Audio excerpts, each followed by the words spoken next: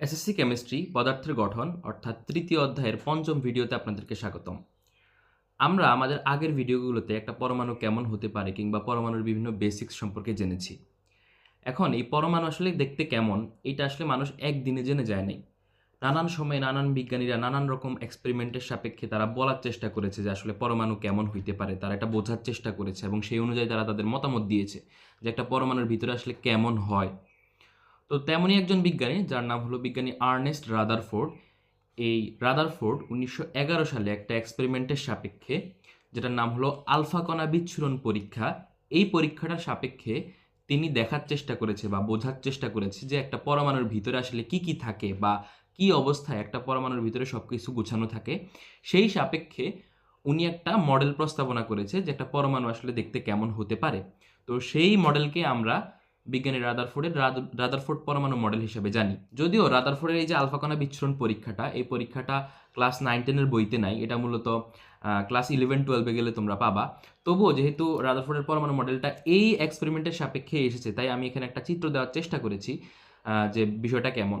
সেটা হলো উনি এই যে এখানে একটা লিড বক্স আছে, এখান থেকে উনি একটা তেজস্ক্রিয় কণা আলফা কণা উনি বিচ্ছুরণ করে। কোথায় বিচ্ছুরণ করে? এই যে এখানে একটা পাতলা সোনার পাত রাখা আছে, এই পাতলা সোনার পাতের মধ্যে উনি এই আলফা কণাগুলো বিচ্ছুরণ করে এবং এর ফলে দেখা যায় কি, এই আলফা কণাগুলো এই পাতলা সোনার পাতকে ভেদ করে এক একটা এক এক দিকে বিচ্ছুরিত হয়ে চলে যায় এবং এই বিচ্ছুরিত কণাগুলোকে রিসিভ করার জন্য উনি যে পিছনে একটা এরকম গোল একটা পর্দা রেখেছিল, যেটা হলো জিঙ্ক সালফাইডের পর্দা ছিল।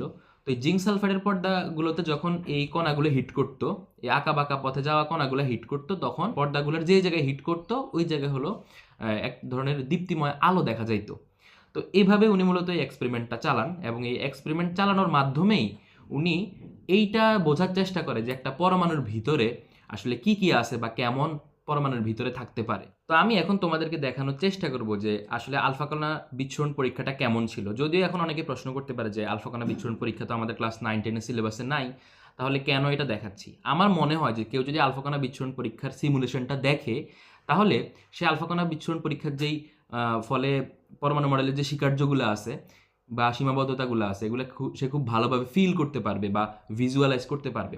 তো এখানে এখানে একটা পাতলা স্বর্ণের পাত রাখা আছে, আর এই যে এটা হলো আমাদের, এখান থেকে আমাদের আলফা পার্টিকেল বা আলফা কণা হলো বিচ্ছুরিত হবে বা আলফা কণা এখান থেকে এই পাতলা সোনার পাতে যাবে।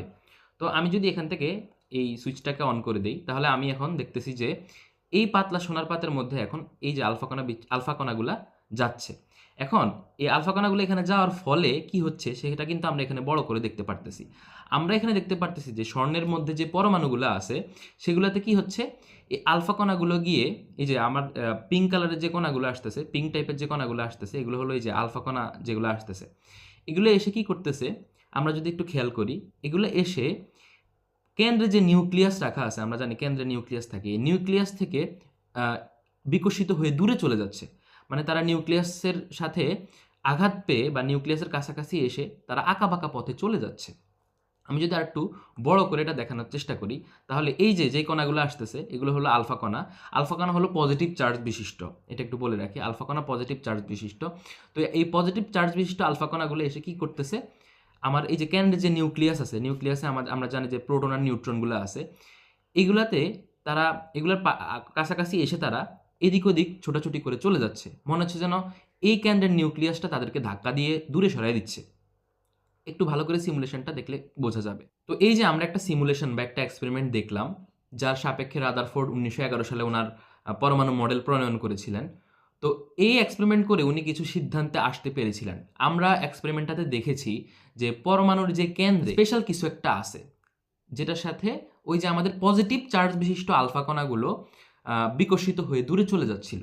তাহলে আমরা বলতে পারি যে কেন্দ্রে নিশ্চয়ই পজিটিভ চার্জ বিশিষ্ট কিছু একটা আছে। তাহলে কেন্দ্রে আমরা বলতে পারি কে আছে? কেন্দ্রে আসলে প্রোটন আছে। আমরা জানি প্রোটন হলো পজিটিভ চার্জ বিশিষ্ট। তো কেন্দ্রে আমাদের প্রোটন আছে এবং এই যে প্রোটনকে ঘিরে কেন্দ্রের যে এরিয়াটা, প্রোটন নিউট্রন নিয়ে কেন্দ্রের যে এরিয়াটা, এই কেন্দ্রের এরিয়াটার নাম হলো নিউক্লিয়াস। তাহলে আমরা বলতে পারি যে নিউক্লিয়াস নামক যে কেন্দ্রে থাকে প্রোটন এবং আমাদের বাইরে ইলেকট্রনগুলা থাকে।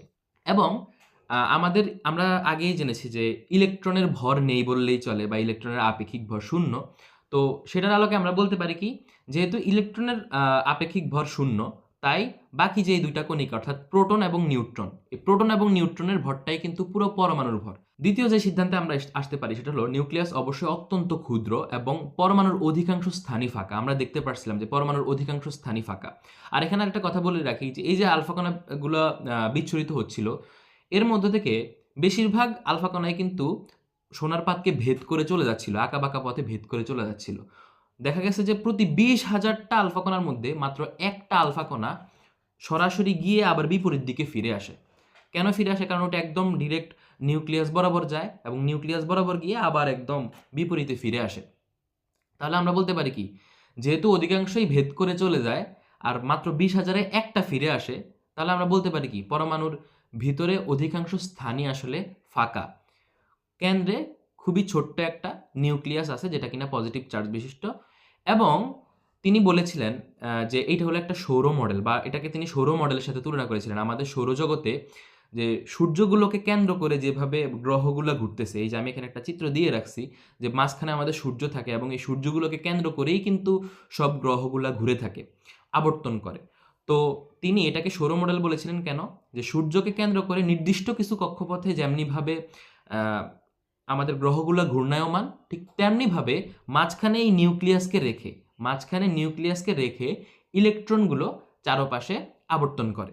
চতুর্থ যে সিদ্ধান্তে আসা যায় সেটা হলো পরমাণুর সামগ্রিক চার্জ শূন্য। কারণ কি? কারণ হলো আমরা আগেই জেনেছি যে পরমাণুতে যতগুলো ধনাত্মক চার্জের প্রোটন থাকে ঠিক ততগুলোই আমাদের ঋণাত্মক চার্জের ইলেকট্রন থাকে। তো ধনাত্মক চার্জের প্রোটন সংখ্যা যত, ঋণাত্মক চার্জের ইলেকট্রন সংখ্যাও তত। তাই পরমাণুর যেই সামগ্রিক যে চার্জ বা টোটাল চার্জটা সেটা কিন্তু শূন্য হয়ে যায়। মানে ধরো 10টা প্লাসের আছে, 10টা মাইনাসের আছে, তো এই 10টা প্লাস 10টা মাইনাসকে আসলে নিউট্রাল করে দেয়। এই জন্য পরমাণুর যে সামগ্রিক চার্জ সেই সামগ্রিক চার্জটা আসলে শূন্য থাকে। পঞ্চম যে সিদ্ধান্তে এখান থেকে আসা যায় সেটা হলো ধনাত্মক চার্জবাহী নিউক্লিয়াসের প্রতি ঋণাত্মক চার্জবাহী যে ইলেকট্রন, সেই ইলেকট্রনগুলা একটা কেন্দ্রমুখী বল অনুভব করে এবং সেই অনুভবের ফলেই, কেন্দ্রমুখী বলটা অনুভব করার ফলেই ইলেকট্রনগুলা নিউক্লিয়াসকে কেন্দ্র করে ঘুরে। অর্থাৎ আমরা জানি যে কেন্দ্রে আমাদের পজিটিভ চার্জ বিশিষ্ট যেই নিউক্লিয়াস সেটা থাকে, আর এই নিউক্লিয়াসকে কেন্দ্র করে আমাদের যে ঋণাত্মক চার্জ বিশিষ্ট ইলেকট্রনগুলা ঘূর্ণায়মান থাকে। এখন এটা কেন ঘূর্ণায়মান থাকে? কারণ হলো এই ঋণাত্মক চার্জবাহী ইলেকট্রনগুলো মাঝখানের পজিটিভ চার্জ বিশিষ্ট নিউক্লিয়াসের প্রতি একটা কেন্দ্রমুখী বল অনুভব করে। এই বল অনুভব করার কারণেই তারা চারদিকে ঘূর্ণায়মান থাকে। এখন অনেকের মনে প্রশ্ন আসতে পারে যে কেন্দ্রের প্রতি ইলেকট্রন বল অনুভব করতেছে, এর ফলে সে কিভাবে আসলে ঘূর্ণায়মান থাকে? তো সেই বিষয়টা বোঝানোর জন্য আমি একটা ব্ল্যাঙ্ক পেজ নিয়েছি। ধরো তোমার কাছে একটা টেনিস বল আছে, এই টেনিস বলটাকে এই দিক বরাবর গতিশীল ছিল। তুমি কি করলে? টেনিস বলটাকে তার এই যে গতিপথের সাথে 90 ডিগ্রি অ্যাঙ্গেল করে একদম এই দিকে নিচের দিকে একটা ঘুষি দিলে। তো এই ঘুষি দেওয়ার ফলে কি হবে? টেনিস বলটা কিন্তু এখন আর পুরোপুরি এইদিকে চলতে পারবে না। সে কি করবে? সে এই দিক বরাবর চলা শুরু করবে। তারপর তুমি আবার এই যে এখন তার নতুন গতিপথ যে তৈরি হলো এই বরাবর, তুমি কি করলে? এই বরাবর তাকে আবার একটা তার চলার পথের সাথে 90 ডিগ্রি অ্যাঙ্গেলে আবার একটা ঘুষি দিলা। এখন কি হবে? এটা কিন্তু আবার এই বরাবর চলা শুরু করবে। আবার তুমি কি করলে? এই টেনিস বলটাকে আবার এই বরাবর, অর্থাৎ তার নতুন চলার পথের 90 ডিগ্রি অ্যাঙ্গেল বরাবর ঘুষি দেওয়া শুরু করলা। তখন কি হবে? এটা কিন্তু আবার এইভাবে চলা শুরু করবে। এভাবে যদি তুমি তাকে কন্টিনিউয়াসলি পাঞ্চ দিতে থাকো, তাহলে কি হবে? এটা কিন্তু এরকম একটা চলার পথ অর্জন করবে, তাই না? এরকম একটা চলার পথ অর্জন করবে। এখন যদি আমি এমন করতে পারি যে একদম এই যে পুরা ঘটনার প্রত্যেক মুহূর্তে একদম প্রতি সময়ে তাকে কন্টিনিউয়াসলি তার চলার পথের সাথে আমি পারপেন্ডিকুলারভাবে বা অর্থাৎ লম্বভাবে যদি আমি বল দিতে পারি বা ঘুষি দিতে পারি, তাহলে কি হবে? তাহলেই কিন্তু সে পুরোপুরি একটা বৃত্তাকার পথে ঘোরা শুরু করবে। অর্থাৎ আমরা এটাকে উল্টা করেও বলতে পারি যে বৃত্তাকার পথে যদি কোনো বস্তুকে চলতে হয় তবে অবশ্যই তাকে তার চলার পথের সাথে অলওয়েজ 90 ডিগ্রি অ্যাঙ্গেল করে একটা বল দিতে হবে। এখন যদি তুমি এই সবগুলা বলের দিককে যদি তুমি যোগ করো, তাহলে দেখবা যে এই সবগুলা বলের দিক কিন্তু এই ঘূর্ণায়মান পথের কেন্দ্র বরাবর। অর্থাৎ আমরা বলতে পারি কোনো বস্তুকে যদি বৃত্তাকার পথে আবর্তন হতে হয় বা আবর্তন করাইতে হয়, তাহলে অবশ্যই তাকে কন্টিনিউয়াসলি তার কেন্দ্র বরাবর একটা বল দিতে হবে। তাকে যদি কন্টিনিউয়াসলি তুমি কেন্দ্র বরাবর বল প্রোভাইড করতে না পারো, তাইলে কিন্তু সে বৃত্তাকার পথে ঘুরবে না। আমাদের এই যে 5 নাম্বার পয়েন্টটা, 5 নাম্বার স্বীকার্যটা এটাই বলতেছে যে আমাদের যে ঋণাত্মক চার্জবাহী ইলেকট্রনটা আছে সেটা যে আমাদের মাঝখানের ধনাত্মক চার্জবাহী যে নিউক্লিয়াস সেটার চারপাশে যে ঘুরতেছে এই কারণেই যে সে নিউক্লিয়াসের প্রতি একটা কেন্দ্রমুখী বল কন্টিনিউয়াসলি সে অনুভব করতেছে। সে এই ইলেকট্রনটা যেখানেই থাকুক না কেন সে অলওয়েজ কি করতেছে, একটা কেন্দ্রমুখী বল অনুভব করতেছে বিধায় সে ঘুরতে পারতেছে। সবশেষে একটা গুরুত্বপূর্ণ তথ্য, সেটা হলো এই যে রাদারফোর্ডের পরমাণু মডেল, এটাকে কিন্তু নিউক্লিয়ার মডেল নামেও ডাকা হয়। কেন নিউক্লিয়ার মডেল নামে ডাকা হয়? কারণ এই মডেল থেকেই সর্বপ্রথম আমরা নিউক্লিয়াস সম্পর্কে ধারণা পাই।